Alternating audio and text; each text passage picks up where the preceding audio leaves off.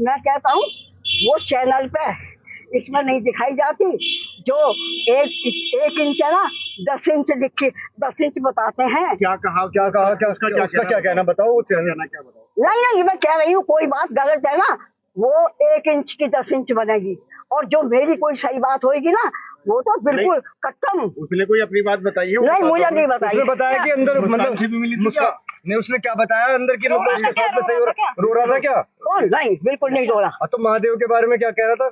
नहीं मुझे ना पता। हाँ क्या? उसकी अम्मा को 17-18 साल हो गए, उसकी मम्मी को मरे। मेरे साथ ऐसा था तो मुझे नहीं पता, मैंने पाला है कि क्या कहना, एक सिर्फ ना किसी देवी को ना किसी को, एक भोले के अलावा वो कुछ नहीं जानता। तो मुस्कान से उसका रिश्ता क्या था, क्या बताया उसने? रिश्ता कुछ नहीं था, बस ऐसी कोई बातचीत होते होते फंस गए भाई। तुम चाट खा रहे, तुम्हें चाट पसंद है, वही मुझे पसंद है, तो दोनों मिल गए। अच्छा ये बताया उसने। हिंदू राष्ट्र की मांग को लेकर चर्चा में रहने वाले बाबा बागेश्वर इन दिनों शादी को लेकर चर्चा में हैं। कहीं आप ये तो नहीं सोच रहे कि बाबा की शादी तय हो गई है या बाबा ने लड़की पसंद कर ली है? तो ऐसा बिल्कुल भी नहीं है, बल्कि बाबा तो शादी से डर रहे हैं। जी हाँ, मेरठ में बागेश्वर धाम के पीठाधीश्वर पंडित धीरेन्द्र शास्त्री ने सौरभ हत्याकांड और उससे जुड़े नीले ड्रम के वायरल मामले पर चुटकी ली। आइए आपको बताते हैं कि बाबा बागेश्वर ने कहा क्या। बाबा बागेश्वर ने मजाकिया लहजे में कहा कि नीला ड्रम इस समय पूरे देश में चर्चा का विषय बना हुआ है। उन्होंने चुटकी लेते हुए कहा कि प्रभु की कृपा से उनकी शादी नहीं हुई, क्योंकि देश में कई पति सदमे में हैं। जी हाँ, इस मामले के बाद से ही कई पति सदमे में हैं और लोग डर रहे हैं। आगे उन्होंने क्या कहा, आइए आपको सुनाते हैं। अभी वर्तमान में भारत में नीला ड्रम बहुत फेमस है, बहुत वायरल है, और बहुत से पति सदमे में है नीले ड्रम को लेकर। भगवान की कृपा है, हमारी तो शादी नहीं हुई है, लेकिन ये उत्तर तो सुन ले नटखटा। नीला ड्रम अभी जो है बहुत वायरल है भाई साहब। मेरठ का ये जो कांड हुआ निश्चित रूप से ये बहुत ही निंदनीय है और दुर्भाग्यपूर्ण है।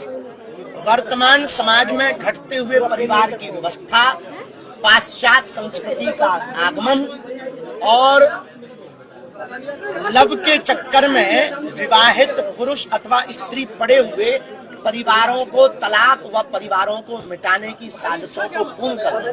तो हम यही चाहते हैं, अपने जीवन काल में एक ही एंट्री होनी चाहिए, और ये संस्कारों की कमी है।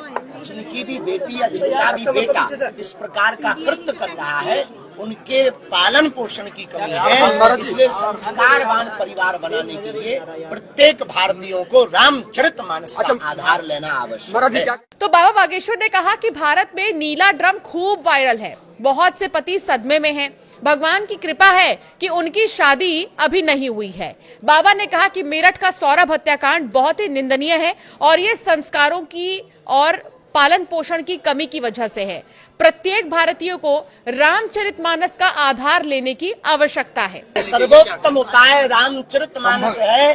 भारत के लोग रामायण को भूलकर सीरियलों में और मोबाइल में और बढ़ती हुई पाश्चात्य संस्कृति और टीवी के चक्कर में बीवियों को बर्बाद कर रहे हैं। इसलिए प्रत्येक माता पिता अपने बच्चों को रामचरितमानस पढ़वाएं, खुद भी पढ़ें। इस आधार पर जीवन जिएंगे, राम जी जैसा चरित्र का निर्माण कर पाएंगे अपने बच्चों का, और तभी जीवन में सुधार होगा। और ये नीले जो ब्लू ड्रम अभी वायरल हो रहा है, ये बंद होगा। आपको बता दें कि रामचरितमानस में बताया गया है कि पत्नी को अपने पति का सम्मान करना चाहिए, भले ही वो बूढ़ा, रोगी या गरीब क्यों ना हो। रामचरितमानस में सीता के माध्यम से पत्नी के पति के प्रति समर्पण और निष्ठा का उदाहरण दिया गया है। रामचरितमानस पति पत्नी के संबंध को दो शरीर और एक प्राण के रूप में देखता है, जहां प्रेम और विश्वास सबसे महत्वपूर्ण है। राम और सीता का आदर्श पति पत्नी के रिश्ते का उदाहरण है, जहां राम ने सीता को हमेशा सम्मान दिया और सीता ने राम के प्रति अपनी निष्ठा दिखाई। वहीं बागेश्वर धाम के महंत ने एक बार फिर हिंदू राष्ट्र का जिक्र कर कहा, देश संविधान, हनुमान और सनातन से चलेगा। एकमात्र सनातन धर्म ही है जो तीसरे विश्व युद्ध से बचा सकता है। हिंदू राष्ट्र बनने के बाद सनातन धर्म पर उंगली उठाना निंदनीय होगा। गौ माता को राष्ट्र माता का दर्जा मिलेगा। साथ ही उन्होंने हिंदू राष्ट्र में जात पात भेदभाव पर राजनीति नहीं होगी, ये भी कहा। भारत के तिरंगे का अपमान नहीं होगा, वंदे मातरम कहने से लोग नहीं शर्माएंगे। फिलहाल साहिल और मुस्कान से जेल में मिलने कोई भी नहीं आ रहा है। वो लगातार जेल में है, कई दिन हो चुके हैं, लेकिन उनसे कोई मिलना ही नहीं चाहता है। मुस्कान के माता और पिता ने तो ये तक कह दिया कि हम चाहते हैं कि मुस्कान को फांसी की सजा दे दी जाए। 7वें दिन बुधवार को साहिल की नानी पुष्पा देवी चौधरी चरण सिंह कारागार पहुंची। अनुमति के बाद वो साहिल से मिली। आधा घंटे बाद बाहर आकर बताया कि साहिल ने कुछ भी नहीं किया है, जो किया वो मुस्कान ने ही किया है। हालांकि साहिल ने गलती नहीं, अति गलती की है। तो वहीं सौरभ की हत्या पर पुष्पा ने कहा, होई ही सोई जो राम रची राखा। पुष्पा देवी साहिल की पुश्तैनी मकान में उसके साथ ग्राउंड फ्लोर पर रहती थी। फर्स्ट फ्लोर पर साहिल की अपनी रहस्यमयी दुनिया थी। पुष्पा के अनुसार ऊपर क्या होता था उसे नहीं पता, पर वो इतना जानती है कि साहिल तंत्र क्रिया नहीं करता था। वो केवल भोले बाबा को ही मानता था और उनका ही चित्र लगाता था। 17 साल पहले बेटी की मौत के बाद से ही पुष्पा साहिल के साथ ही थी। जेल में मुस्कान से मिलने के सवाल पर कहा कि मुस्कान से वो कभी नहीं मिली, ऐसे में जेल में उससे मिलना कोई मतलब ही नहीं है। जो हुआ बहुत गलत हुआ, ऐसा नहीं होना चाहिए था, लेकिन जो हुआ किसने किया, क्यों किया, इसे लेकर वो अभी भ्रम में है। आगे क्या कहा, आइए आपको सुनाते हैं। तंत्र मंत्र दुनिया में नहीं है, दुनिया में नहीं है। मेरे ऊपर करके दिखा दो, मैं मान जाऊंगी। सारी गलती साहिल की मानूंगी। एक तो कोई बता दो, कोई ऐसा साना दिमाना कोई हो। फंसाया है साहिल को, मुस्कान ने फंसा दिया साहिल को। फंसाया है, जो करा है। किसने फंसाया भाई? ये बताओ, ये मुस्कान ने करा, साहिल ने, मतलब आपको क्या लगता है? मुझे मैं तो अपने दिल की बात बताई। मुझे तो ये लगा है कि ये बात करने लगे, अपने संग में खाने पीने लगे, बस इनका प्रेम हो गया, बात खत्म। इससे आगे ये जाने भगवान। तो मेरठ के सौरभ हत्याकांड में मुस्कान और उसका बॉयफ्रेंड साहिल दोनों की करतूतों का कच्चा चिट्ठा सामने आने लगा है और अभी तक ये बंद ही नहीं हुआ है। अब पता चला है कि मुस्कान और साहिल पहले सौरभ की लाश को एक सूटकेस में भरकर ठिकाने लगाने की कोशिश में थे, लेकिन इसमें नाकाम होने के बाद उन्होंने ड्रम वाला आइडिया आजमाया और ड्रम खरीदा उन्होंने। पुलिस को सौरभ के घर से कई दूसरे सबूत के साथ एक खून से लगा सूटकेस भी मिला है, जिसके बाद ये शक पैदा हुआ है। जानकारी के मुताबिक अपने पति सौरभ का कत्ल करने के बाद मुस्कान ने बॉयफ्रेंड साहिल से हिमाचल प्रदेश में जाकर एक मंदिर में शादी कर ली थी। यहीं पर उन्होंने नशे में धुत होकर कई दिनों तक जबरदस्त मस्ती भी की। अब शक है कि मुस्कान साहिल से प्रेग्नेंट है, जिसके चलते जेल प्रशासन मुस्कान का प्रेगनेंसी टेस्ट करवा सकता है।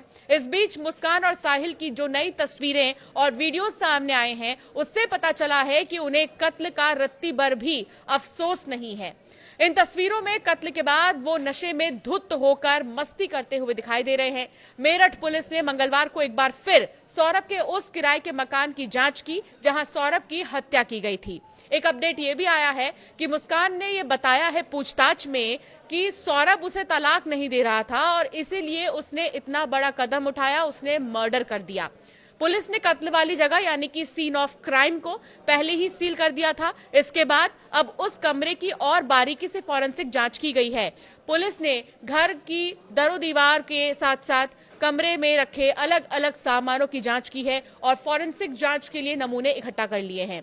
पुलिस की टीम ने सौरभ के घर से तकिया, चादर, बर्तन समेत और भी कई चीजें जब्त की हैं। लेकिन अभी तक ये जांच पूरी तरीके से खत्म नहीं हुई है। कई बातें सामने आ रही हैं और लगातार हर दिन कई खुलासे हो रहे हैं। इस बीच धीरेन्द्र शास्त्री का बयान काफी ज्यादा चर्चा में है, क्योंकि उन्होंने अब ये कह दिया है कि मेरठ हत्याकांड के बाद से ही सारे पति सदमे में हैं और जो कुंवारे हैं वो शादी करने से डर रहे हैं। आपका क्या कहना है इस मामले में, हमें जरूर कमेंट कर बताएं और ऐसे कई वीडियोस के लिए हमें सब्सक्राइब करना ना भूलें।